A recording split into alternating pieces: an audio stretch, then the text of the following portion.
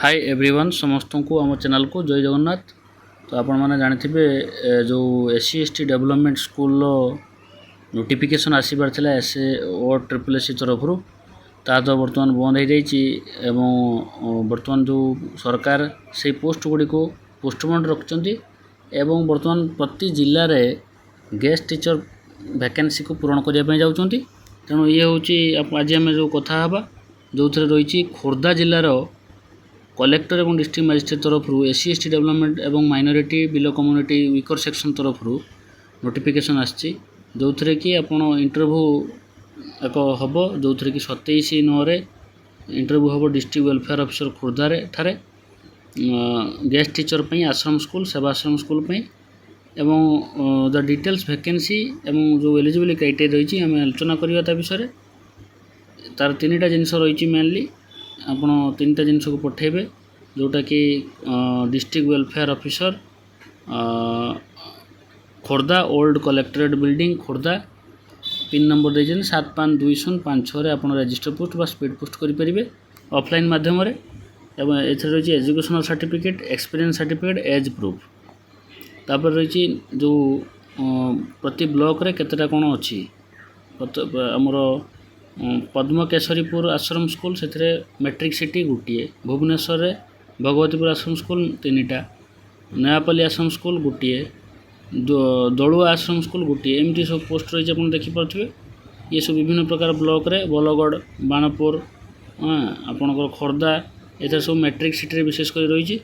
आपणकर शेष तारीख हूँ एप्लिकेशन रिसीव कर 17 तारीख एवं इंटरव्यू से दिन हम आपणकर कौ दिन जोटा कहली से डेट्रे देखिए आप पहुँचे 27 तारीख में इंटरव्यू हम तेणु आपण या स्पीड पोस्ट किंबा रजिस्टर पोस्ट रे भी पठे पारे। ये रही SC ST development school all the district welfare officer the reference of subject I am date to enclose herewith adviser ये जो रही तार विभिन्न प्रकार देखिए गेस्ट टीचर जो कंडीशन रही teaching of concern subject as per syllabus setting question paper various test and exam and guest teacher engaged would have no claim for right for appointment on a regular basis nor will they be a part of the cadre of teacher SSD department। से परवर्ती समय कौन सी प्रकार आपण दाबी करें आमको regular करा जाऊ बोली प्योरली कॉन्ट्रैक्चुअल रहिबो मिनिमम आपण को मैक्सिमम 40 क्लास रहिबो माने 40 क्लास रहिबो एवं द स्कूल टाइम जति अछि से टाइम रे आपण रहिबे। एलिजिबिलिटी क्राइटेरिया कौन होती ना जदि आप 1 to V2 7 पर्यटन पढ़े मैट्रिक सिटी एवं जदि V3 रु X थी ताले 50% BED सहित BA BSc जहाँ करथिबे आपण XI X2 थी सेठी होची 50% mark in aggregate with BEd।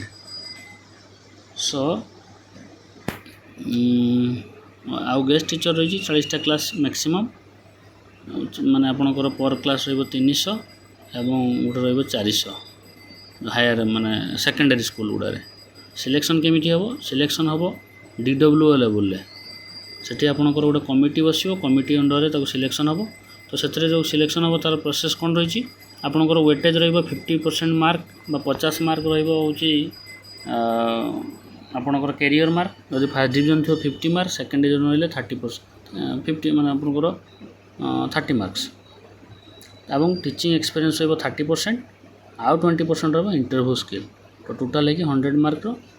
एवं जो मैंने आपको अप्लाई करते निज उत्साह या अप्लाई करनी जल्दी कहीं आउ समय ना पुणी थे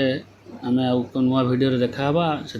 पर्यंत आप चैनल को एमती देखु था भल पाइबा दौरान एवं पाखरे थी बेल आइकन दबाई दिखाँ जहाँफल आप लेटेस्ट नोटिफिकेशन पाइपर सांग मान सहित सेयार करने भूलु ना लाइक शेयर सब्सक्राइब टे कर दिंतु जहाँफल आमे आहरी आगु काम करने शक्ति पाइबू। जय जगन्नाथ।